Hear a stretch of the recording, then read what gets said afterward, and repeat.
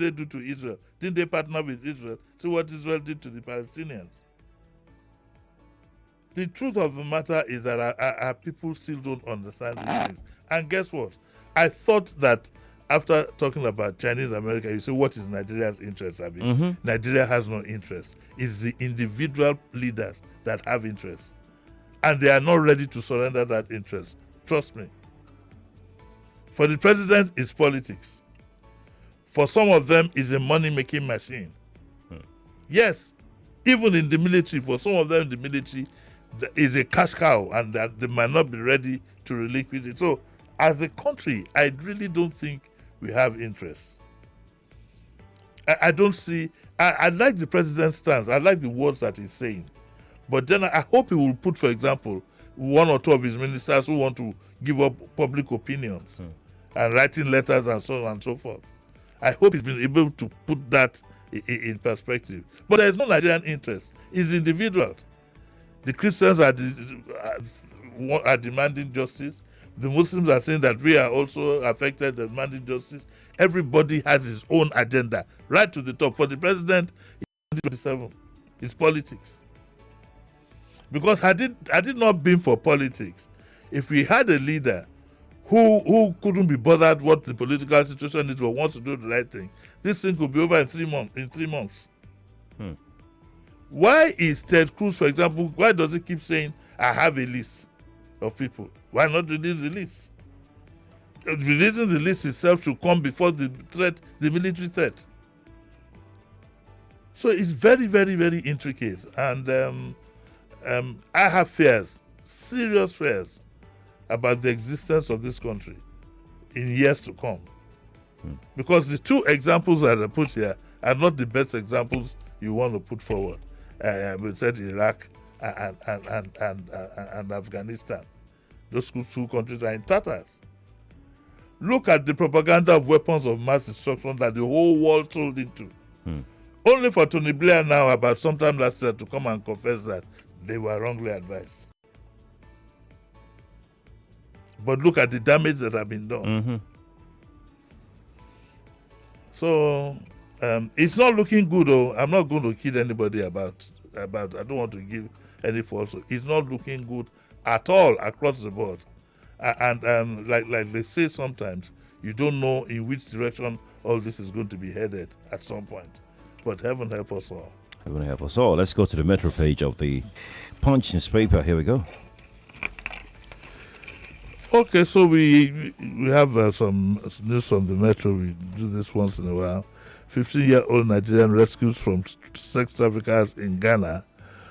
Ochanya, the child rights advocate of civil society group, stormed Lagos State House of Assembly, demanding justice for Ochanya Ogbanje and other victims of sexual abuses.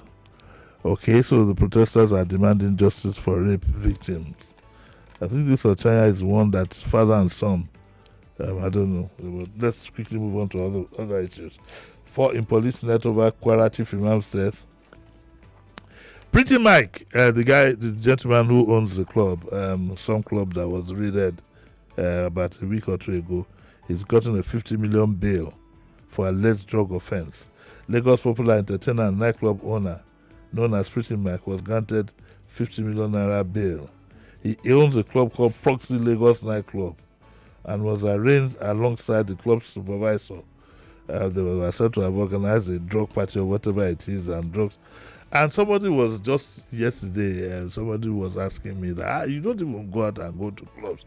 I said, imagine that you went to a club and someone else onto what was going on. The NDLA get there and then they take all of you to the park and tell you to sit on the floor. Baba Bobby Esunbai.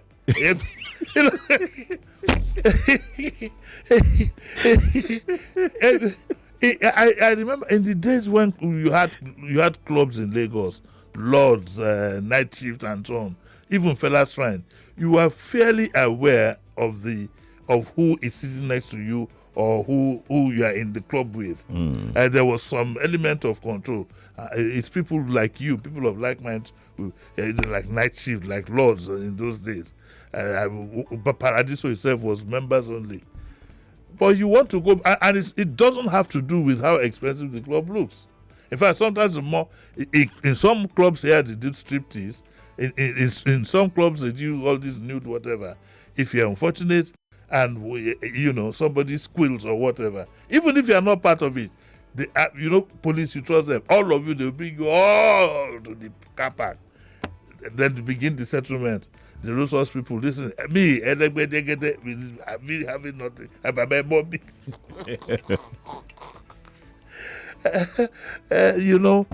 And I remember asking the Commissioner for Information, Lagos State, Mr. Motosho, when he was here.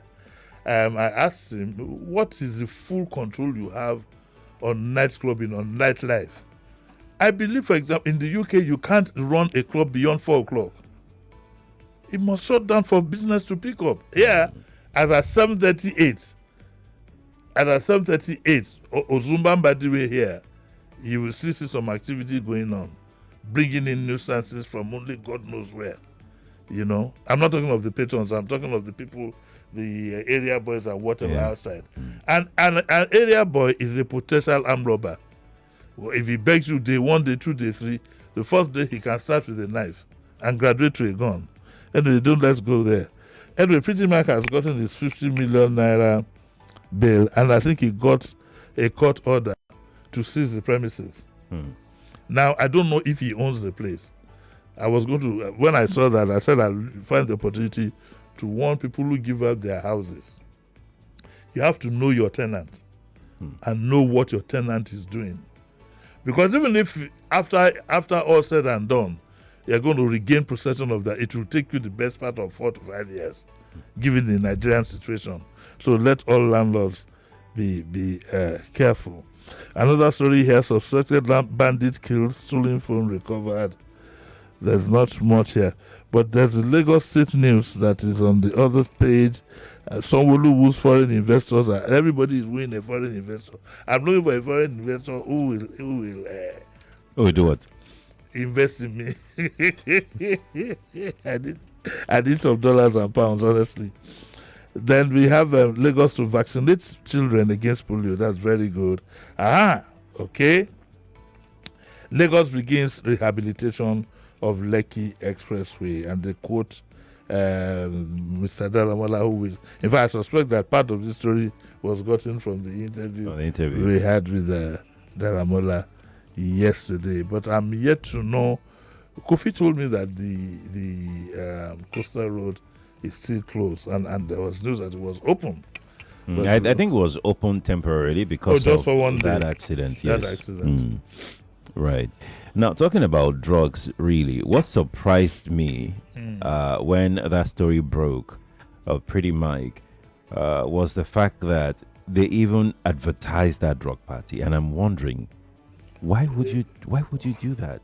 Because it's I mean, Nigeria. what gave them that kind of effrontery? It's Nigeria we're living in. Anything goes.